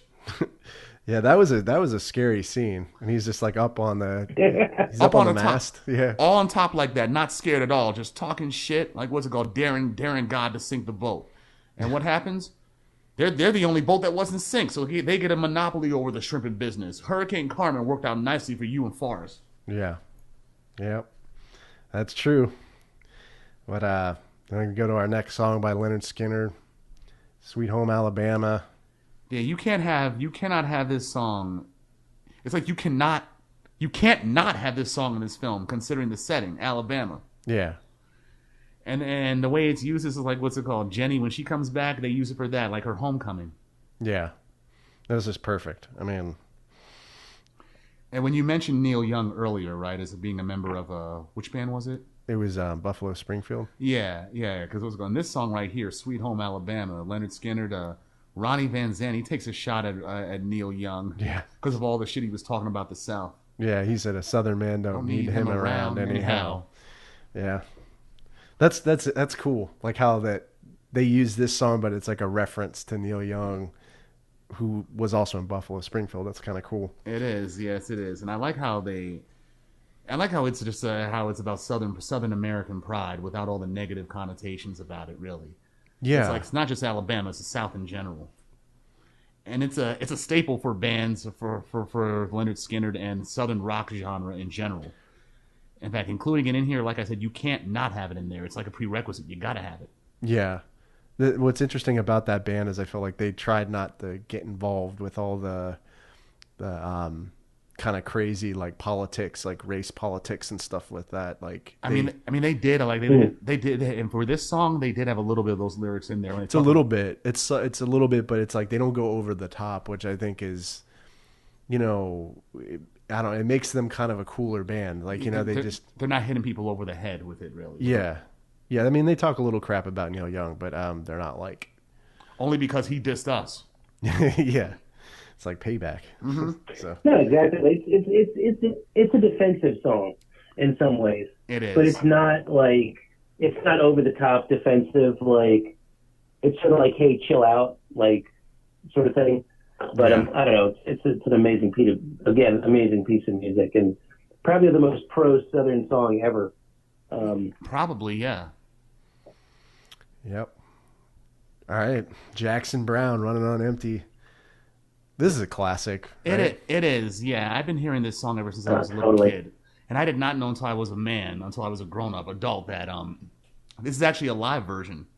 Oh, okay. Yeah. Yeah, this is when he's starting to run, right? Across the country. And yeah, after Jenny left him again this time after she made love, it's like, you fucked him and then you left? Yeah, it did make a lot of sense. Man. Yeah. Sorry, what'd you say, Derek? She hit it and quit it. Yeah, pretty much, yeah. Or in the greater context of it, really, it's like Jenny, she can't love Forrest because she really doesn't love herself. Yeah, yeah. And she sees Forrest for like everything that she wished she could do, but she can't. So she runs away again. Yeah. Or what did the taxi driver say to her? He's like, "Where are you running off to, honey?" "I'm not running." "In no sense you are." Yeah. Well, then the Forrest starts to run, right? He kind of just he has to get some sort of clarity or some sort of separation from everything. Yeah, it's like she just left without telling him, so he's sad and doesn't know how to articulate the feeling, so he just runs instead. Yeah, yeah. Then what? The Doobie Brothers. That's the I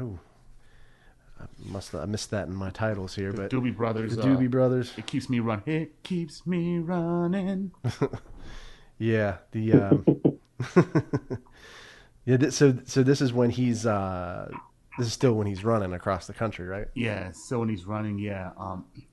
It's used when she's working at a restaurant and when she sees him on TV while she's serving food. Okay. Yeah, and the lyrics are more descriptive about Jenny than they are Forrest. Even with her saying that I'm not running when she left him in the taxi driver scene. Like, what's it called? The lyrics, I know what it means to hide your heart from a long time ago. It keeps you running. Yeah, it keeps you running. I think it's more about Forrest and Jenny. And also, it's an interesting take on this. This song, It Keeps Me Running, is the third single from the band's 1976 album, Taking It to the Streets. And that was their first album with Michael McDonald on vocals. For those of you who don't know Michael McDonald, he's the one that sings the song, I can't believe we're not in love anymore. That one. So were the Doobie Brothers, were they like a blues rock band or blues rock and what's now classic rock? Classic rock, right?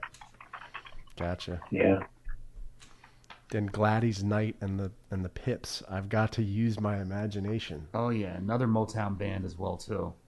And that was from their 11th album, Imagination, released in 1973. It's still part of the running montage.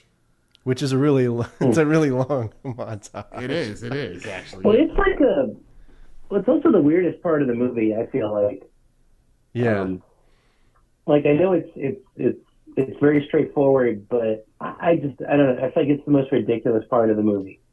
And of a lot of ridiculous things that sort of just happen, like he gets his own cult. And he just does stuff, and people just find it so religious, and it's just so weird. I don't know. It is, and plus, like, what's it called? During this very scene right now, when he keeps telling people, all the reporters who are trying to ascertain if he's doing it for some higher purpose, he's like, "I just felt like running," and the thing of it is, I know. He actually started the jogging craze. Yeah. Then he gets the shoes, right? Like the Nike shoes. And the smiley face. Yeah, the Nike shoes that he got from Jenny when she was living with him. Yeah. Those are the ones he's been using for the run the whole time. Right. From Jenny. And then he runs into those people who had failed businesses. Yeah. On what's it called? A Fleetwood Mac, Go Your Own Way. Yeah. That's when we first see the first businessman who wanted help.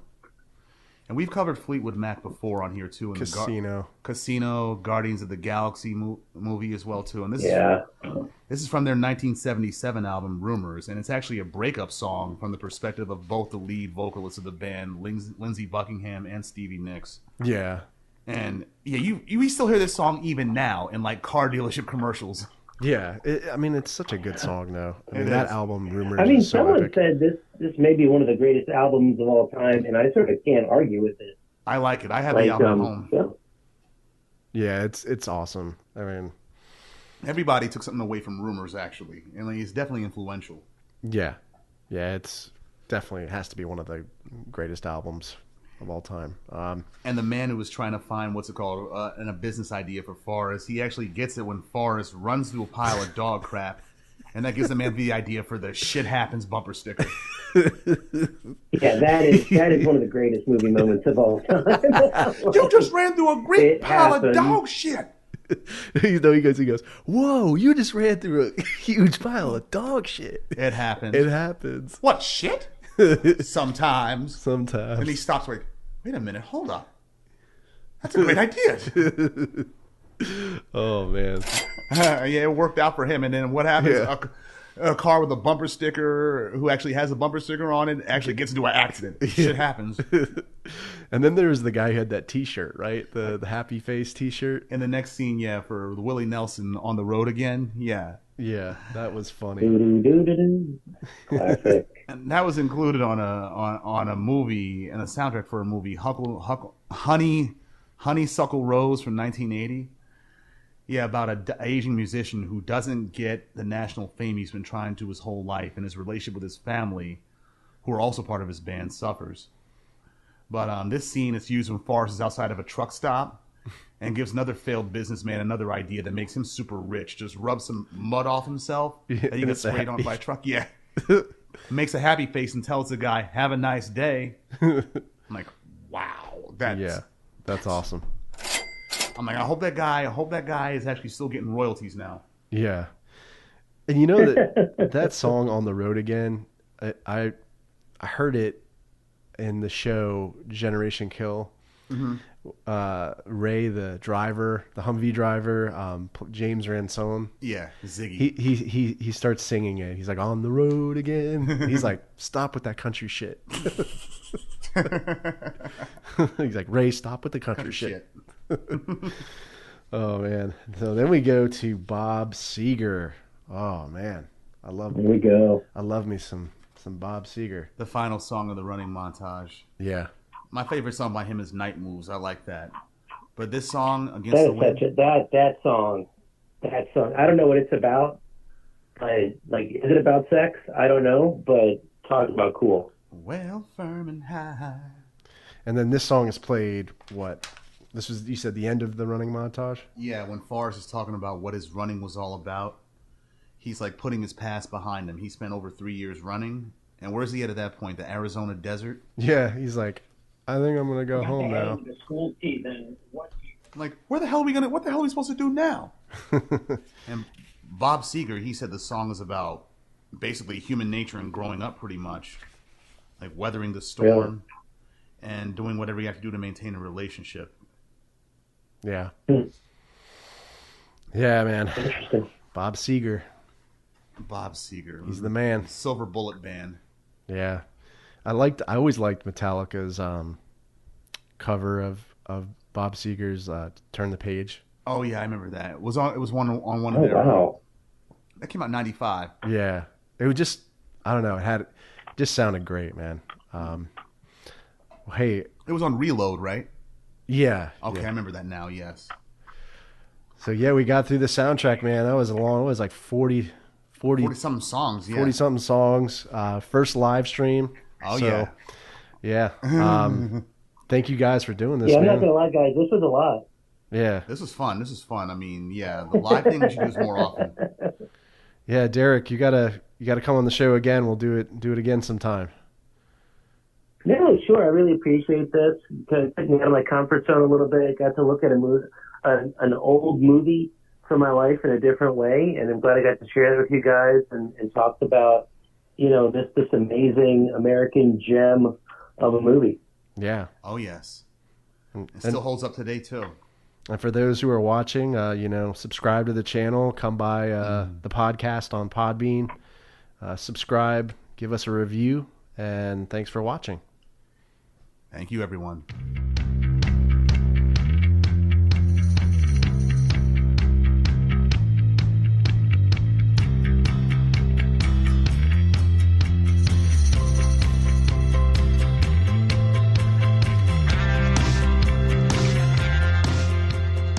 This podcast is available on my YouTube channel, Roadtunes Reviews. It's also available on iTunes, Spotify, SoundCloud, Stitcher, and other major podcast distributors as well. So if you don't mind, please leave me some feedback. I'd really appreciate that. If you'd like to connect with me on social media, I'm on Facebook, Twitter. My Twitter handle is @RoadtunesRevs. I'm on Instagram, and I'm also on the Untapped app. My username is Brewtuned. This is Andrew signing off. Cheers.